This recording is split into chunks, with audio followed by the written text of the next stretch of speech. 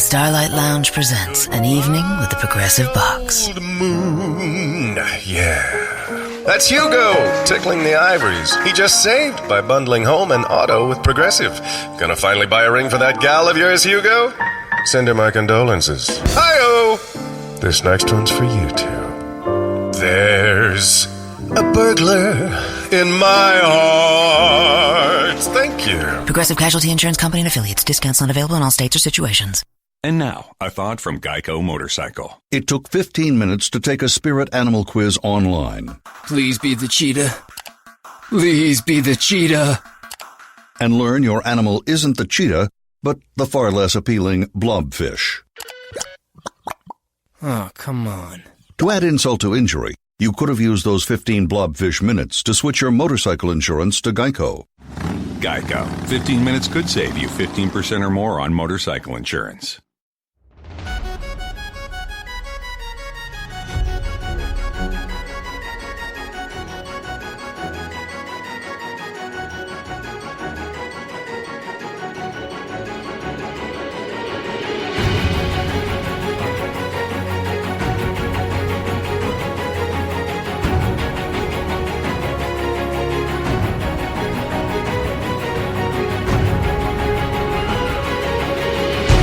Hello, everybody, and welcome again to Nerd to the Third Power, your one-stop shop for all things nerdy and awesome. I'm your host and master of ceremonies, Dr. Gonzo, and it's a pretty empty studio in here tonight, Birdman. It looks like it's just you and me.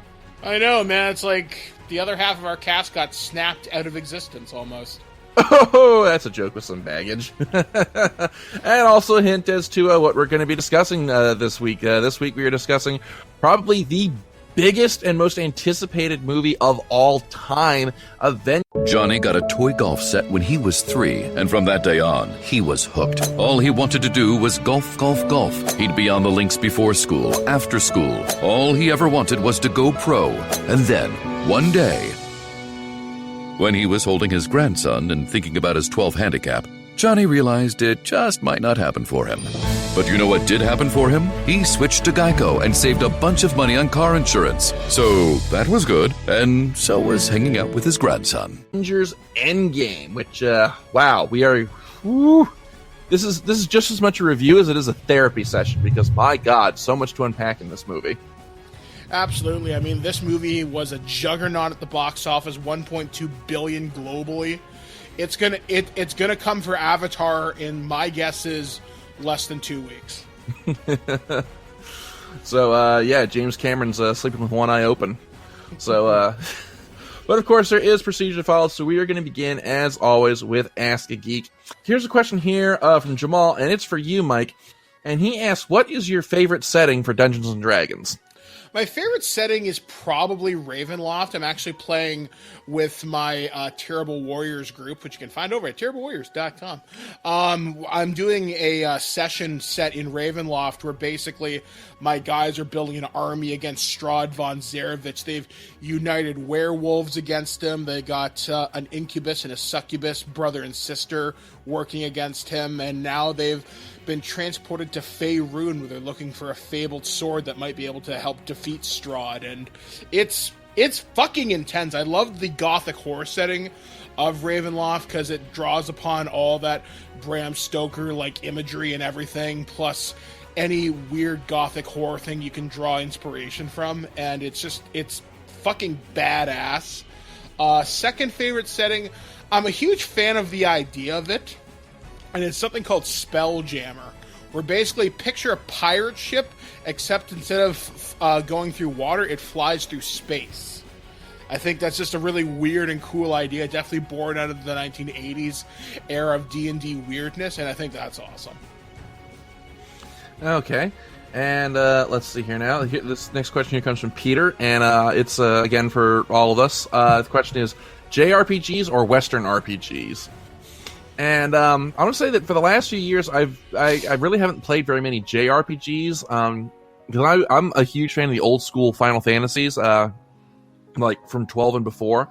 And so many JRPGs that come out now are just so out there that I haven't been able to get into them. I have been kind of sucked back in with a couple. I think I mentioned last week. I've been really invested in Xenoblade Chronicles 2, and I've also been playing Persona 5 and really enjoying that. Although I'm kind of a little. I mean, there's things about the pacing that I kind of raise my eyebrow at, but again, that's because this is my first Persona game, even though I have Persona 3 and 4 in my collection and just never cracked them open and played them. So, but so yeah, I'm kind of in the same boat as you. Like, I used to really like JRPGs way back in the day. I haven't picked up too many modern ones, with the exception of Persona 5. I like the Western RPG as it is a little bit more streamlined. I think my most favorite ones for Western RPGs, which, no surprise, Skyrim. But if I'm looking for a more traditional RPG experience, basically anything from the BioWare camp. Although, that being said, I didn't like Dragon Age, and I friggin' tried. Really? Yeah, I just couldn't get into it. I mean, I like the idea of the setting in the world. I have all the tabletop role-playing books for that setting, and I like the world, I like the characters, but I don't like the games themselves. And my friend Alex was like, oh, if you like Mass Effect, you'll like Dragon Age. I'm like, okay, cool, I'll give it a whirl. If it's like medieval Mass Effect, maybe I'll dig it. And I just couldn't get into it, and I fucking tried I played through about half of Dragon Age 1, couldn't dig it. Dragon Age 2, I tried for a few hours, couldn't dig it.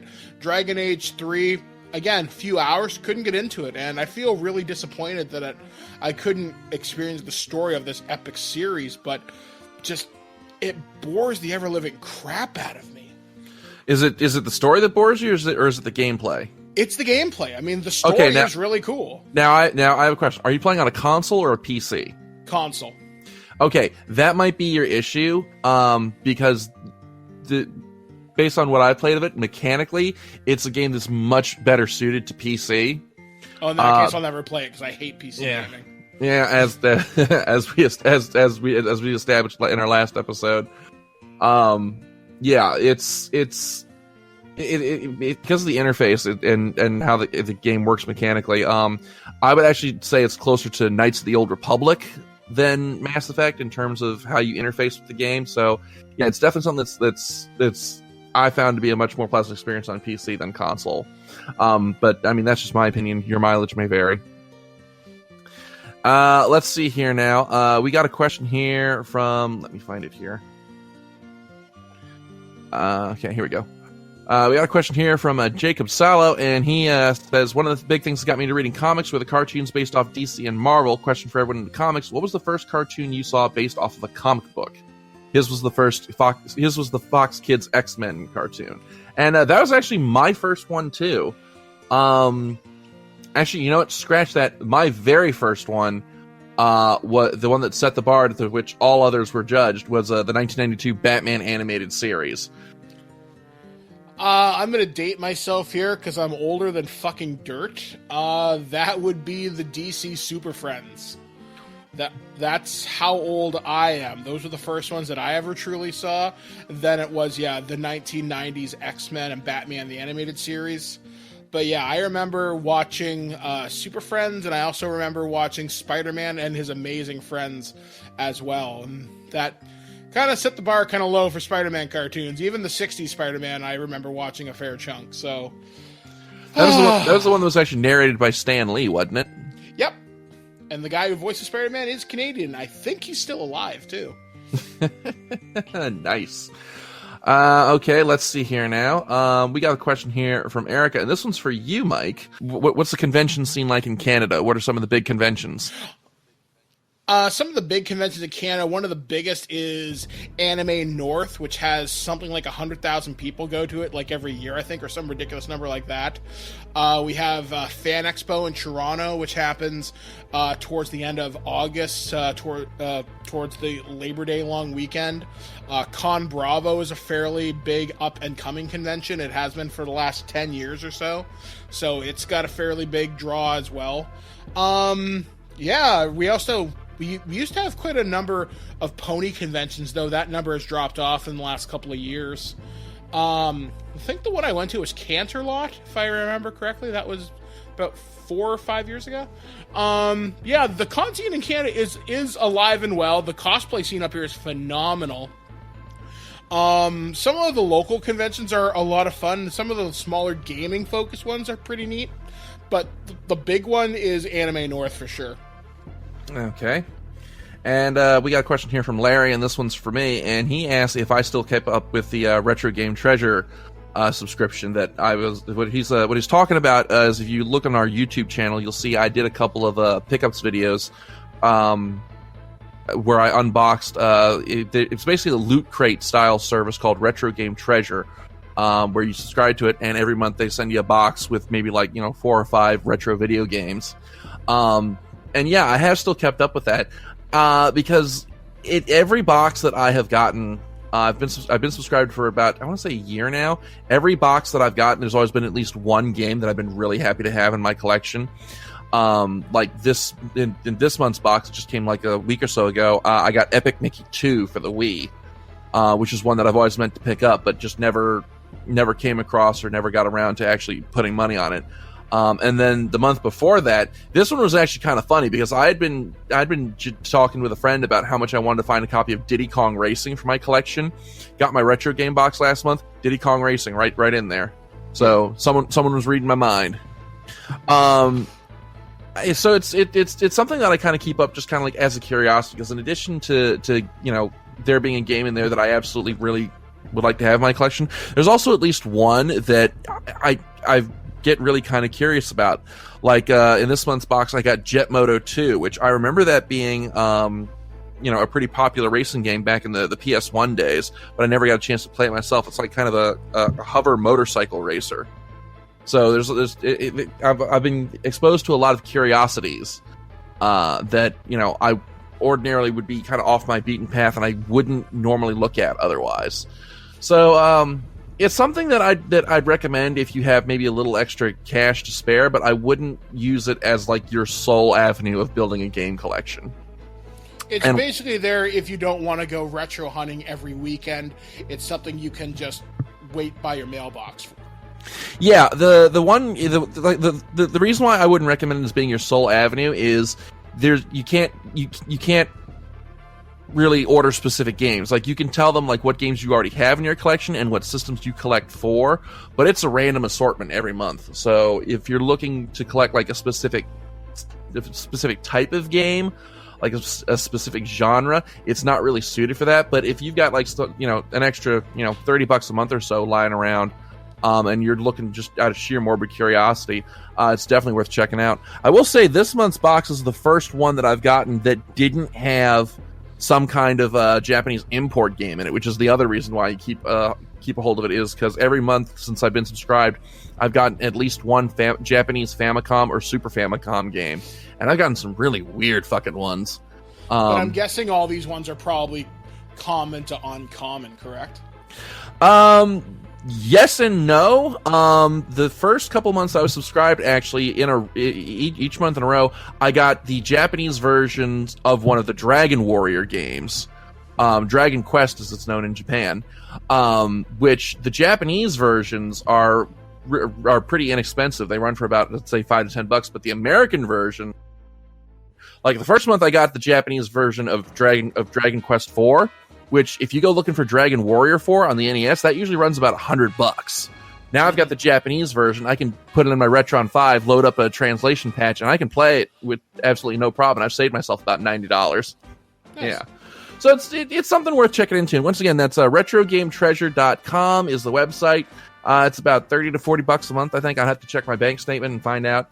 So it's I would say check it out for about, say, 6 months, and if it doesn't grab you after that, then drop it. But I'm hanging on to it for now.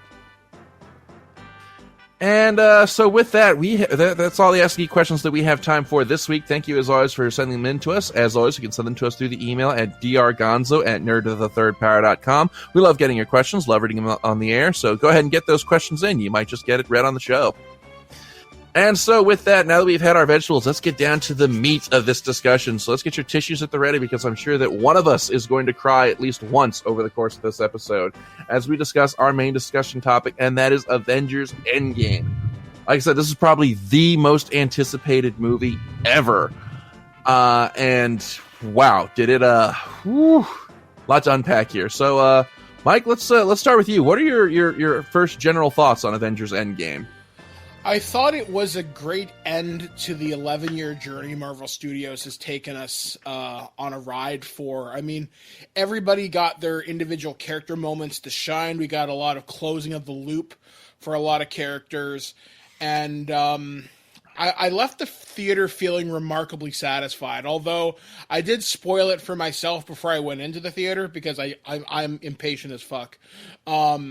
But I still wasn't underwhelmed. I was overwhelmed at times with emotion and joy. There were scenes in particular that the entire theater clapped and went, yeah, at. And that's a movie experience that's, if you see this with the right group of people, it can really be a cinema-defining experience for you. I was actually talking about this on Twig this past weekend, saying that this is the new generation Star Wars. The next the Star Wars movies, yeah, people get excited for them, yeah, people dress up, but this is a cultural thing that we've only had for the last 11 years or so, and people get excited for them. They are event viewing, and going to the theater, nobody did anything like being a jerk during this. My theater was dead quiet except when people were laughing or crying when they were supposed to. There wasn't anybody being a jerk. Everybody was just in the moment, and I haven't had a theater be like that in years. I think maybe Star Wars Revenge of the Sith might have been the only other time I can remember a theater being that quiet, but for 3 hours, everybody was absorbed in that world. And that's unlike anything I've ever experienced in a movie theater before. Yeah, I gotta say that I walked away from this movie extremely satisfied, despite some early worries. But we'll get to that as we discuss the plot of this movie. Yes, like I said, I mean this is the culmination of like 11 years, more than 20 films, and it's a very bittersweet experience to see this art come to its end. And even though we know that there's going to be a phase 4, there's going to be more after this, I don't think that we'll ever see a film that will ascend to this level of hype and excitement that this movie has generated. And it's like you said, it's solidified Marvel movies as a cultural phenomena. And so and going to what you said about behavior in the theater, when I went to see it, we did have one person who kind of stepped out of line. Someone brought their baby to the theater, and then at the bit right at the beginning where they go to confront Thanos, the baby started crying. And let me tell you, I have never seen somebody haul ass out of a theater so fast in my life. Like they left like the Back to the Future fire trails as they sprinted out of the theater with this kid. So with that, before we go any further, we are going to go ahead and send our trademark, the Nerd of the Third Power, spoiler alert that from this point on, we are going to be discussing the plot of the film and all its nitty-gritty details. So if you have not seen Endgame, by God, stop this episode now, go see it, and then come back because spoilers ahoy. So let's get down now to discussing the plot of this film. And the movie opens up, I want to say, a few weeks or so after Infinity War. Captain Marvel has come to the Avengers compound and joined forces with the Avengers. And they managed to track down Thanos on this faraway planet based on the signature of that's left behind by the usage of the stones. And they go to confront him, and they discover that he has used the stones to actually destroy the Infinity Stone so that what he's done cannot be undone. And this whole thing sends the Avengers into a very depressed loop because, I mean, it's pretty much solidified that they have lost and there's no way for them to fix this. And so the movie time skips ahead 5 years, and it turns out that if you recall at the end of Ant-Man and the Wasp, Ant-Man was lost in the quantum zone. He shrunk down to go on in there for an experiment when the snap happened. And he winds up accidentally coming back because of, Cat stepping on the keyboard, literally. and he comes up with a plan to use the quantum zone to travel back in time to get the Infinity Stones when they still existed and use them, bring them to the present to undo the snap. And this is where I started to get worried with the film, because one thing that I really think is kind of a lazy storytelling trope is using time travel to fix the unfixable. But this movie, I feel like, actually did it really well, and I feel like like the first half hour or so of the movie with the time travel plot is basically just fan service. It's basically going back and doing all these nods to the previous films, and there were a lot of neat little funny moments in there, which this movie really needed. After that opening scene, it needed some moments of levity. So let's start by examining sort of that time travel arc. So, Mike, what did you think of the time travel arc of this movie? I like how it used Dragon Ball Z time travel rules, where basically the future is set, and if you do something in the past, it creates a new alternate timeline. So the future's already happened. You can't do anything to fix that, but you can go back and bring things forward to help make the current time work. So I thought that was interesting, and they kind of one of my favorite lines from this was, "You're telling me Back to the Future was bullshit?" Yeah, that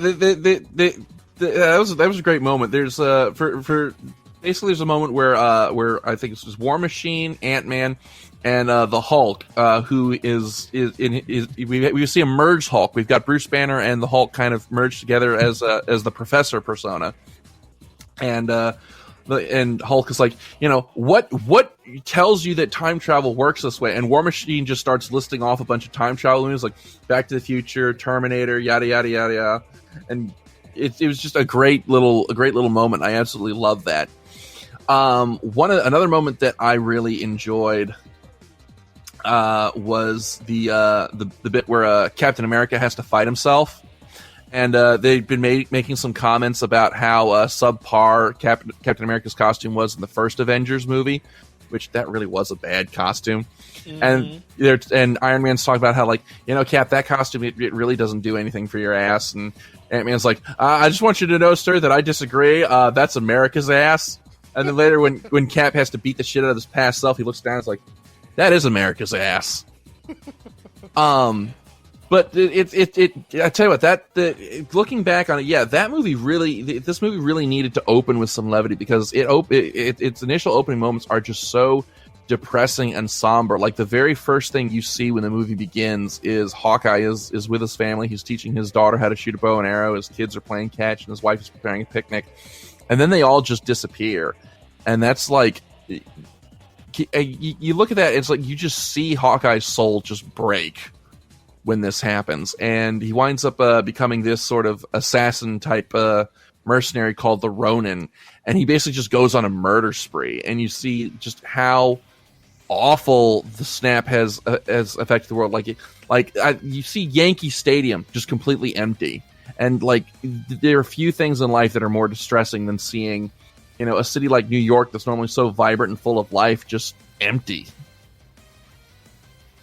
Well, yeah, that, and it was said by Kevin Feige, when Thanos snapped, he took out half of all life. That includes animals, too, and plants. So the decimation took out a lot more than just people. So the world having to rebuild from that, yeah, the cities may not be as filled as they once were, because the resources aren't going to be there necessarily. There's one line that I found really interesting from Cap in the 5 years forward thing, where he's talking to the support group, or maybe he's talking to Black Widow, I can't remember which. He talked about seeing whales and a pod out by one of the New York City bridges, and I thought that was really cool, thinking, wow, the whales are making a comeback. That's kind of cool. Yeah. Excuse me. But it's like, one of the first kudos I have to put towards the acting in this movie is, like I said, just how broken everybody is. Like Black Widow, she's become sort of the new team leader, and she's running basically all these operations to try and basically just keep things from descending even further into chaos. And you can see that I really got the impression in that scene where she's having the meeting with everyone spread across the world, that like she hasn't slept in like a week, and this has just been her life for the last like 5 years. And just to see these larger than life heroes just so utterly broken, like, it was just heartbreaking. Yeah, I mean, it was kind of cool, at least from my perspective, just to see how the world reacted to this. You see, I can't pronounce the character's name from Wakanda, Oki or something? Okoye, I think. Okoye, yeah. There was her, Rocket, Captain Marvel, and War Machine just kind of giving updates on the world. And there was kind of a clever Easter egg hidden in there where they talk about, oh, there's an earthquake underneath the something Atlantic plate. That's a Namor reference. So maybe we're going to see the Atlanteans finally come into the Marvel Cinematic Universe at some point. Because I always thought Namor was way cooler than Aquaman, but Aquaman's costume is cooler. Anyway, it was kind of cool just to see how the world reacted, and Nat's trying to hold together what's left of the Avengers to keep the world and the larger universe safe. Yeah. So what were some of what were some other favorite moments from the time travel arc? I like how Paul Rudd gets turned into a baby, then an old man, and then he's like, I'm not sure which one peed my pants, old me or young me, or maybe just me. I'm not sure. I thought that was really clever. I also liked how they referred to it as a time heist, where Ant-Man really has a really clever idea for going back and getting all these things. Plus, when they start going out through the different eras in history to recover the stones, where Professor Hulk has to talk to the Ancient One during the Battle of New York, and she explains, you can grab the stones, but you're going to create all these alternate lines unless you return them back to where you're taking them. What you want to do may make things worse. And he's like, well, we hadn't thought about that, but here's our plan. And then they all kind of get together. I like the time travel in this was kind of handled all Doctor Who. It's very timey-wimey. Don't think too hard about it. It just works. Plus them going to Voromir, which I didn't expect Black Widow to die. Everyone expected Hawkeye, and I thought ultimately when Professor Hulk snaps at the end of the movie, it would bring back Black Widow. I was waiting for that because that's one of the spoilers that I read. When she didn't come back, I was like, well, fuck me. I really liked her. Yeah, that was oh man, like, and the thing is like the movie bait and switches you with that scene. Like I think like 5 times within a space of like 30 seconds, because they're talking about, like, the whole thing's up. They're talking about, like, okay, one of us has to go. I think we know who it has to be. And then Hawkeye's like, I think we're talking about 2 different people. And then they start fighting each other, to just, fighting over, which one of them is going to sacrifice themselves. Like neither one of them wants to see the other one die. They each want to sacrifice themselves. And you think that, like, it's gonna be Hawkeye, but then, like, just at the last second, Nat gets him into this situation where it's like either he lets her go or they both die, and it's just so heartbreaking to see. Just because, like, this is basically the last real family member that Hawkeye has now in this world, and it just, oh man, I cannot imagine. Oh man, it's just I'm getting teary-eyed just thinking about it. Yeah, it's one of those moments where I was like, I can't believe they had the guts to kill her, considering, hey, don't you have a movie coming up in like a few months? Which supposedly the Black Widow movie is going to be set after the first Avengers, but before Age of Ultron. I'm fine with that. I think that's cool. Because I've always liked Scarlett Johansson in these movies. I like how once the Russo brothers got a hold of the character, they gave her a lot more to do other than, hey, I look pretty and kick ass. Especially with the Winter Soldier and Civil War. They definitely developed her a lot more. So I'm looking forward to seeing what happens with Nat. Maybe we'll finally find out what happened in Budapest between her and Hawkeye, because they keep referencing it in every movie. So and then if we're going to talk about characters who got broken, we have to bring up Beer Belly Thor. Oh, I love Dad Bod Thor. Yeah. So after the 5 years after the snap, we find that we go to New Asgard, which is this this little fishing village up in I want to say like Northern Europe. It looks like Norway, yeah, Norway, and Thor has just like dude has just let himself go. He looks like the comparison that I really like was they compared him to the Big Lebowski, and he actually does dress like the dude at one point in the film. But like it's just it's heartbreaking to see this character just fall so low. Like he basically becomes just this angry, surly drunk. And it's so jarring to see.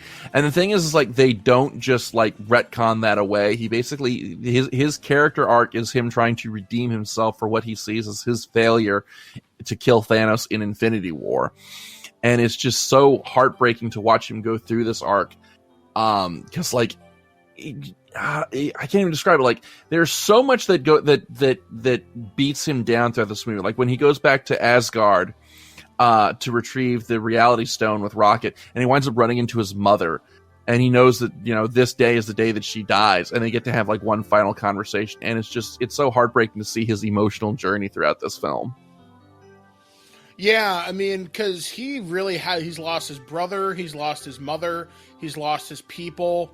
He really has lost his way, and he really is kind of like how Tony was a victim of PTSD after the first Battle of New York. Now Thor's that, and you're seeing the after effects of that, whereas Iron Man was able to put himself back together by overcoming his anxiety and whatnot. Thor's mental health battle hasn't gone so well, and he's living with Korg and the other guy playing Fortnite, which I thought was really clever, by the way. And just seeing him saying, nope, not going to do it, can't do it, you can't ask for my help, I'm not going to help you. And then eventually they kind of trick him into it, but it's a good arc for him to come around, although I could make an argument for mental health in this movie that they didn't portray it as well as they could have, but it still worked for what Thor's arc is supposed to be, especially towards the end of the movie where he joins the Guardians of the Galaxy to go find himself. He's not a king, he's not a ruler, he's a warrior, he's a fighter, he's a hero, but he's not the one that New Asgard needs. That's what Valkyrie's supposed to go do. Yeah. And then one last character arc that we got to bring up because of how essential it is to this movie, and that's Iron Man and his story throughout this film. Because when this movie opens up, like he is just like on the end of his fucking rope. He is like, when he finally makes it back to Earth, he's like, no, screw you all. We've lost. There's no way that we're going to be able to fix this. I'm out of here.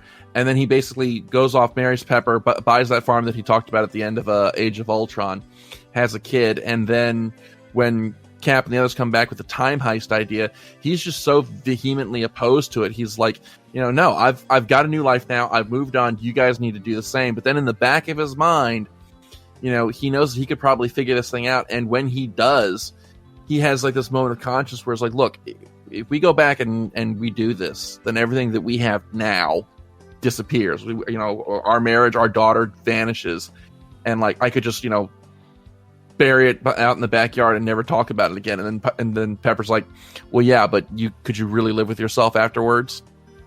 And I love that they maintained that thread. Like that's the one condition that Tony has throughout this whole thing. It's like, look, I'll help you with this, but we're not hitting an undo button. We're bringing everybody back, but not changing anything else that's happened over the last 5 years. We're bringing the people forward. We're not going back. Yeah, which I thought that was an interesting, I don't know if you'd call it a plot hole or something else, because everybody who was brought back from the snap, for them, 5 minutes has passed. For the rest of the world, 5 years has passed. Which, that's neither here nor there. I guess it's a nitpick, especially when you look at Spider-Man Far From Home, which comes out in just a few months. I guess we'll talk about that when that movie comes out. But yeah, I like how he's like, the last 5 years have to stand because we don't know what'll happen, and I'm not sacrificing everything that I've built. And I don't know, it's a different side to Iron Man. I'm really glad we got a chance to see, and I like how his arc is completed in this, how he got everything he wanted, but it cost him everything. And even Dr. Strange said, I can't tell you. If I do, you won't do it. And I was like, because if Tony knew he was going to die, he might not have done it because of Morgan. Yeah. So, So, and then I will, as we segue into the next arc, we have to talk about Nebula in this movie and how central she was to this film, because it's because of her going back in time to help get the stones that Thanos actually gets clued in to what they're doing, because somehow somehow or other it's explained that present Nebula and past Nebula their neural networks wind up crossing wires, and past Nebula can see everything that present Nebula is doing. So she winds up swapping places with her future counterpart to act as sort of a mole, and brings Thanos' army forward into the present, and kickstarts just this epic war scene. Like, I don't think I've seen a battle scene this epic since Return of the King. Ready Player One is the only other time I can think of something this scale. Yeah. And it's just, oh man, there's so much that happens in this battle scene. So many cool moments, so many neat just it's like it's I don't even know how playing with every single action figure you've ever owned. Yeah, that's exactly what it is, and it's one of the things that I think is really great about it is how, one, everybody gets a moment to shine, and two, it doesn't wear out. It's paced in such a way that you don't wind up fatigued. Because if you go back and you listen to our review of Transformers, I think it was Dark of the Moon, I mentioned that the last the whole half of that movie is just one long action scene. And I was like, by the end of it, I was just exhausted. I wasn't able to keep up with it because it was just, so fast and so furious that it just became exhausting. But this movie actually managed to pace its war scene, its war sequence so well that it's because it's not one large action sequence. It's a bunch of small little set pieces that just kind of segue into each other. So I guess let's before we get to that, though, we got to talk about kind of the let's see, there's a time heist. Then I feel like there's a bit of the movie that we're missing. I guess we could talk about Cap's arc, because you look at it in what he's had to endure, being frozen in the ice, leaving Peggy Carter behind. And when he goes back to the 70s, when they fuck up in 2012 and they have to go back to the 70s and he sees her again, you do see a shift in him where, he kind of sees, man, I haven't seen you in X amount of years. The last time I saw you, I was at your bedside when you passed away. So I like how that pays off at the end of the movie, where Cap goes back in time to put all the stones back, but he decides to stay in 1940 with Peggy and have that last dance that he promised her in the first Avenger. Because I didn't expect the shield to go to Sam Wilson. I know he becomes the next Captain America at some point during the comics, but I think all of us expected Bucky to be the next Cap. Yeah, for me, it was almost a coin toss, because both Bucky and Falcon have been Captain America. Bucky assumed the shield for a year or so after Captain America, quote unquote, died after Civil War. So it really could have gone either way. But yeah, no, I'm not surprised that they went with Falcon, because he is currently carrying the shield in the comics. So that made sense. In that same sequence, we've got to talk about Tony meeting up with his father Howard, and what that means for his arc, because one of the things that has been kind of going through Tony's mind throughout his whole arc is how he felt like his father didn't really love him, wasn't really the most ideal father, and now he's basically meets his father just before Tony himself is actually born, and he sees how nervous Howard is about being a father. It's Howard's basically I hope that he doesn't become as much of a screw up as I was. And Tony, for the first time, sees that his dad is really a human being, just like him. And I thought that was a really neat little moment. Mm-hmm. So, so they get the stones, they go back, they build a new red Infinity Gauntlet, an Iron Gauntlet, which I thought was really cool. They do the snap, they bring everybody back, and then the war sequence happens. And we finally get one of the moments that I really love from the war sequence is we finally get to see the payoff from that one little throwaway half second of Age of Ultron where they're doing the hammer contest, and Cap goes to lift the hammer, and you see it shift just ever so slightly. We finally get to see Captain America wield Mjolnir. Yeah, my theater was ecstatic when that happened. It was electric. How many people were like, "Yeah, Cap and Mjolnir, holy shit!" It was really cool, and I knew this was coming from the spoilers that I read, but I didn't believe it until I saw it. And it was just such an epic moment, because I've seen this happen in the comics before, and it's something else to see in motion. Yeah. Like, the entire fight with Thanos was so well choreographed, even with his giant double-bladed sword cutting through Cap's shield. Cap's got the shit kicked out of him, and he stands up, and then when he just says, "Avengers Assemble," my God, I've been waiting years for that. My theater erupted in applause when he said that. And the thing I like about it is, like, you know, in the comics, so often that phrase is, it's shouted, it's a war cry. But this time around, he says it's kind of really subdued. Like, he's like, okay, like, let's get down to business. It's less of a it's less of a war cry and more of a pre-ass kicking one-liner. Mm-hmm. And I absolutely loved how subdued that was, especially because the thing is, like, if you think about it, you know, if he actually shouted it after that whole bit where he's swinging around Mjolnir, it really would have felt really hammy and over the top, and would really kind of have ruined the moment. Another moment that I really enjoyed was where, after, you know, the Avengers compound gets blown up, and you see all these Doctor Strange portals opening up, and you see Black Panther and Shuri coming out with the Wakandan army behind them, and all the mages, and basically all these different armies from across the Marvel films coming out, and just this giant assemblage of, like, it's all, I can only describe it as like the assembly of the Battle of the Five Armies. It's just such an epic moment.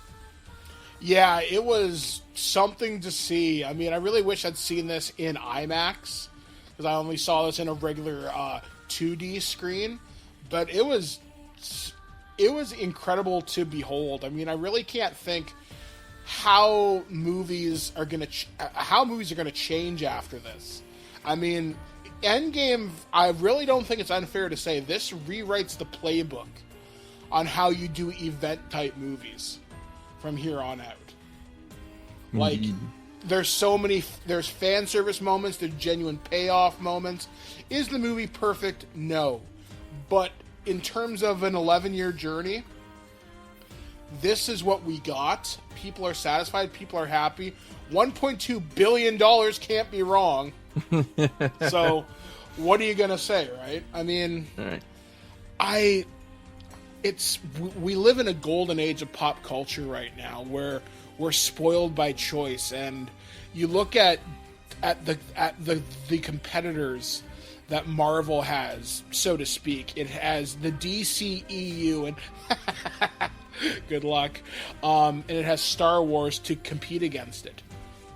I don't know where movies go from here.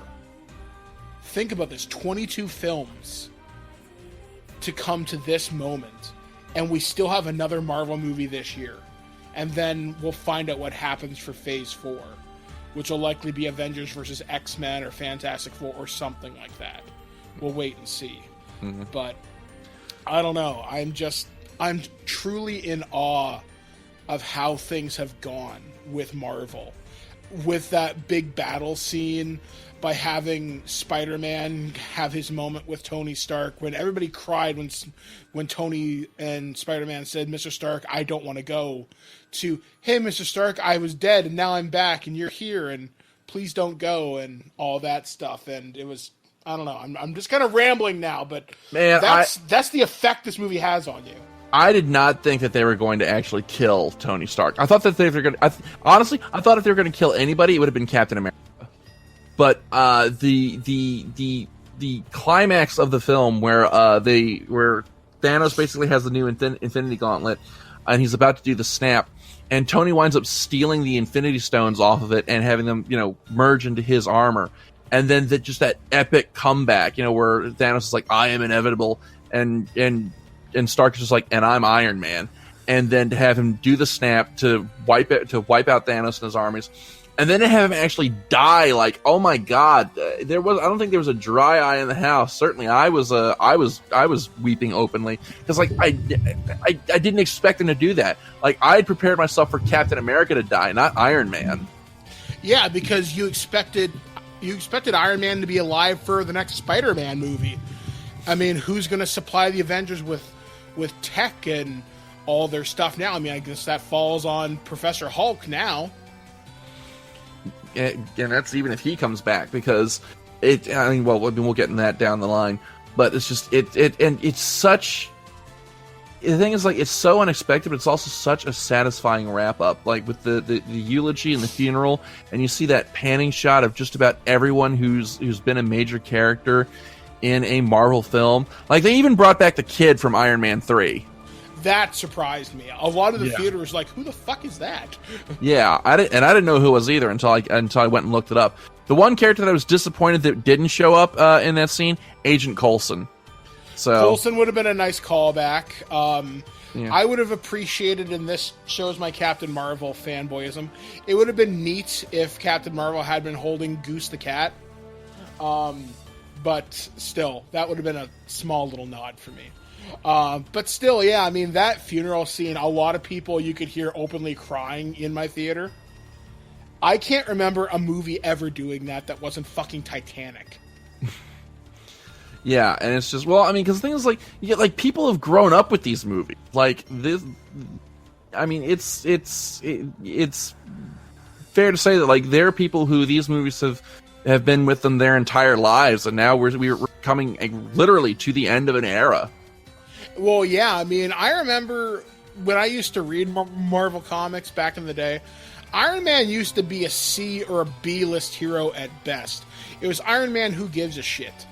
When 2008 came around and he got his own movie, when this was the experiment with Jon Favreau, people knew this was going to be something special. This was going to be something different.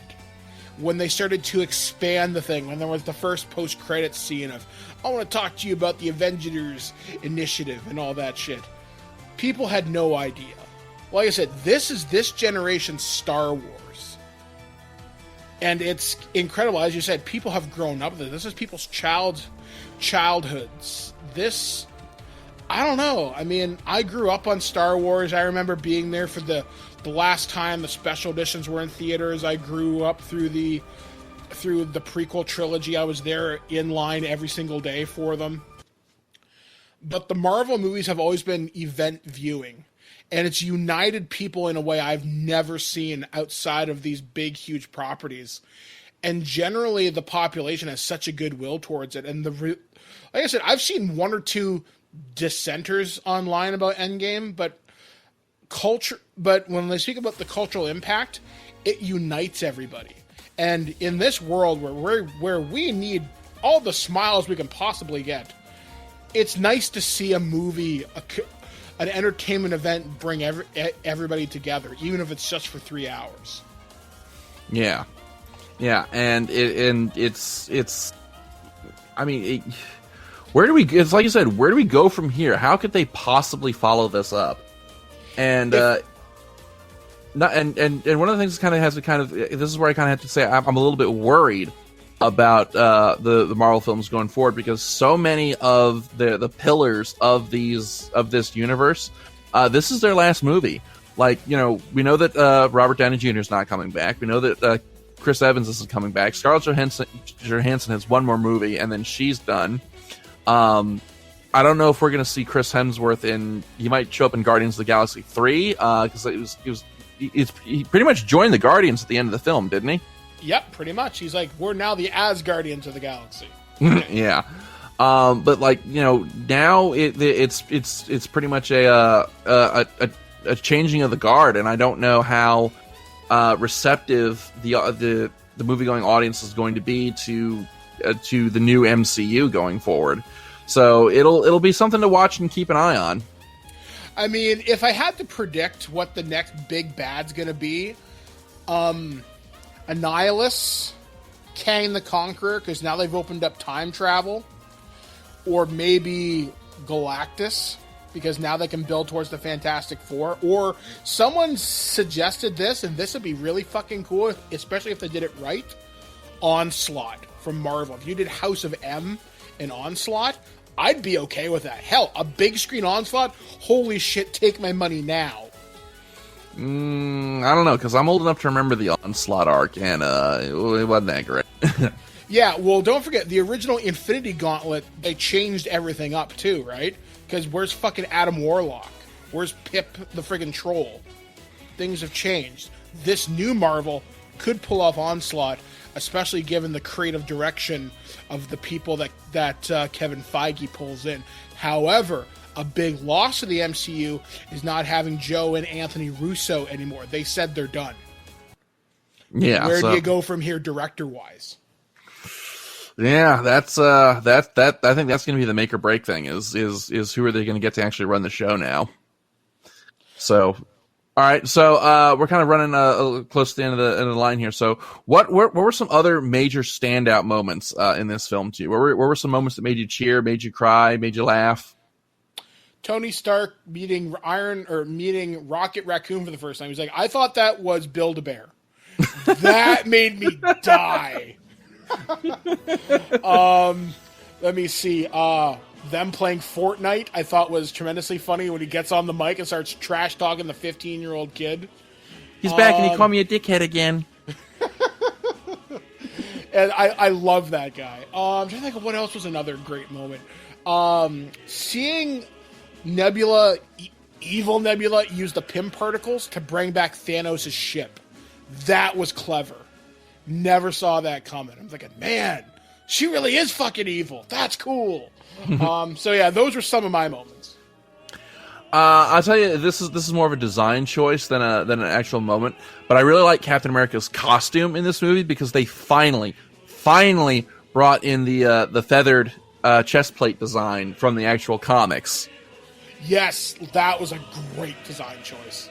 Yeah, and I was like, they finally brought that in, and I only noticed that like in one of those shots after he's been, knocked on his ass by Thanos, and you finally got to see the texturing of the costume. It's like, oh my god, they finally brought in the feathering. That is so awesome.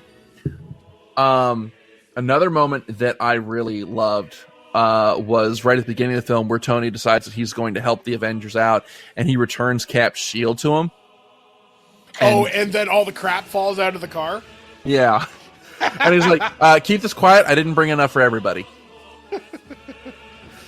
But it's just, there's so many, like, if it seems like we're kind of scattershot in how we're talking about this movie, is because there's just so much going on and so many awesome moments that it's hard to pick just like one or two to talk about. Because we know that we only have so much time, and if we talk about this moment, we can't talk about this other moment over here. And it's just, go see this movie. That's all I'm going to say. Go see this movie. Absolutely. If you've invested any significant time in the Marvel Cinematic Universe, you need to see how this ends. You need to see how the story comes to an end for now. And that's the biggest thing to remember. This is just the end of the Infinity Saga. What comes up next may be better. Who knows? Yeah, so it's just so much to see. So let's talk really briefly about the presentation of this film, the visuals, the music, and all that, and that kind of thing. So, Mike, what did you think of the presentation of this movie? I thought it was great. I mean, one of the best things I liked about this movie was its pacing. 3 hours went by really goddamn quick. I didn't even notice. This movie felt like an hour and a half long because they crammed in so much, but it never felt bloated. It never felt like it kept you engaged the whole time. I can't think of any long movie that kept you engaged that long. I can think of slow moments in Titanic, Dances with Wolves, and The Godfather where you're like, I could go take a piss right now. Yet in this movie, you don't feel that need. That's an amazing accomplishment of editing and pacing. Yeah, that really was. Like you said, this doesn't feel... It doesn't feel like 3 hours, but at the same time, it feels longer Like, because there's so many awesome things going on that you come out of it and you're like, wow, did only 3 hours pass? If that makes any real sense. It's like, because you get so invested in what's going on that you hang on every single moment as it occurs, so that by the end of it, like, it's I don't know, it's at the same time, it feels like it's quicker than 3 hours, but at the same time it also feels longer, but in a good way. If that makes any sense. Mm-hmm. So, visually, I mean, just the set pieces and the fight choreography in this movie. Like, I've mentioned in the past that I'm a sucker for those really long take shots where it just kind of pans over whole battlefield. You see like little snippets of it, and there were a lot of those awesome shots in this movie. One of the things I really liked from an art design and prop design, I like how the Stark gauntlet looks. And then I like how it integrates where he basically he pulls an old Scooby-Doo tactic to suck the Infinity Stones off of Thanos' hand and then puts it into the iron armor.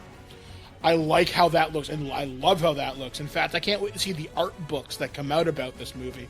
Like you mentioned, Cap's feathered, textured armor. It didn't look stupid. It looked incredible. Oh, yeah. Just... There are so many updates to costumes and armors that I really appreciated. Just, it's the little details, like how it calls back to the comics or a certain issue or a certain arc. I like how War Machine's armor now looks. It's been upgraded since. There's a lot to mention, and if I would be here all day if I was if I just wanted to talk props and costume design. But no, everything here impressed the hell out of me. There wasn't any one thing I was disappointed. I wish we saw a little bit more of Ronan, but I got enough and I was satisfied with it. Alrighty. And so with that, we're kind of running short on time, so we'll start wrapping things up by giving our final rating on the film. As always, our ratings are see it now, wait for matinee, wait for DVD, wait for cable, don't even bother, and Brian's rating, fuck this movie. So, Mike, what is your final rating for not Infinity War? Ugh. What is your final rating for Endgame? If you're going to see this, see it in the best possible position. See it with friends and family who will appreciate it with you. Basically, make this an experience. Because this is something you're going to remember for a really long time if you've been invested in any of the 22 movies previous to this.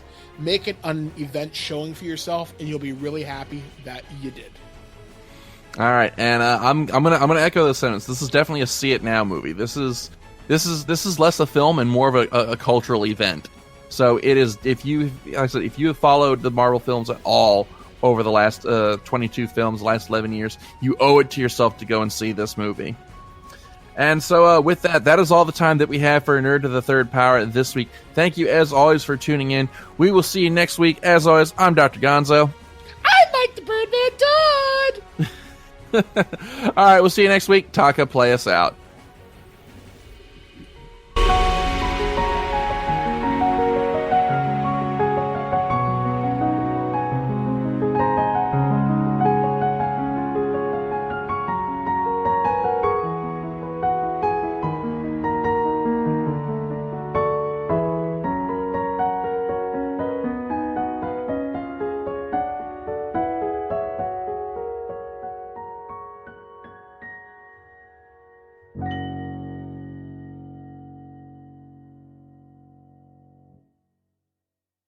The Starlight Lounge presents An Evening with the Progressive Box. Old moon, yeah. That's Hugo, tickling the ivories. He just saved by bundling home and auto with Progressive. Gonna finally buy a ring for that gal of yours, Hugo? Send her my condolences. Hi-oh! This next one's for you two. There's a burglar in my heart. Thank you. Progressive Casualty Insurance Company and Affiliates. Discounts not available in all states or situations. Geico presents, yikes, another voicemail from your roommate. Sup, roomie? Hey, a pipe burst in the basement. It's completely flooded. Anyway, I called for someone to fix it, but in the meantime, I was thinking we could finally have that indoor pool party we've always wanted. I got some cool swan floaty things already going. Could you pick up some chips on your way home? Later. The Geico Insurance Agency could help keep your personal property protected, like if your roommate isn't the brightest pool float in the flooded basement. Visit geico.com to see how easy it is to switch and save on renter's insurance.